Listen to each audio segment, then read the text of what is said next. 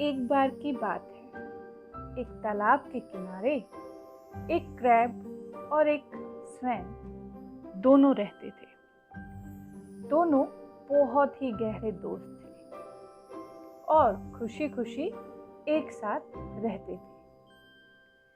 पर एक दिन अचानक वहाँ अनचाहा मेहमान यानी कि एक सांप उस तालाब के किनारे एक पेड़ के नीचे आकर रहने लगा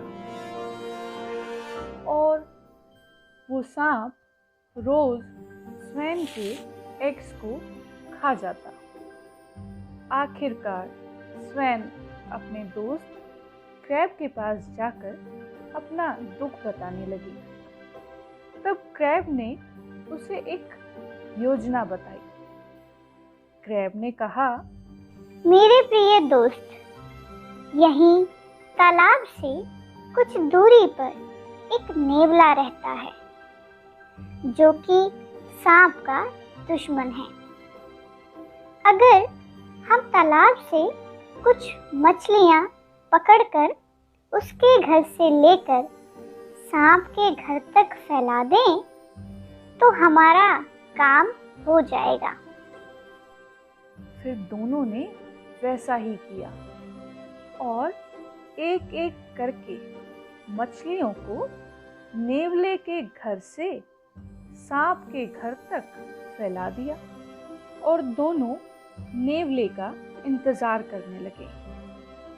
कुछ टाइम बाद जब नेवला अपने घर आया तो देखता क्या है, उसके घर के सामने बहुत सारी मछलियां बिखरी हुई थी। वो बहुत खुश हुआ और एक एक करके उन्हें खाता चला गया और खाते खाते आखिरकार वह सांप के घर तक पहुंच गया।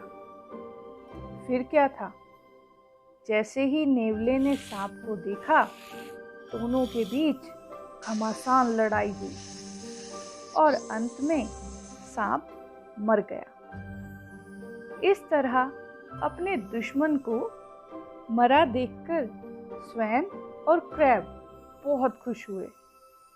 लेकिन अब वह नेवला प्रतिदिन वहां और सांपों की खोज में आने लगा और अधिक सांप ना पाकर उसकी नज़र स्वैन के एग्स पर पड़ी, जिन्हें वो खा गया। और इस तरह से स्वैन और क्रैब अब पहले से भी बड़ी मुसीबत में फंस गए। तो इस कहानी से हमें शिक्षा क्या मिली? इस कहानी से हमें शिक्षा मिलती है कि बिना सोचे समझे कार्य करने के परिणाम भयंकर हो सकते हैं।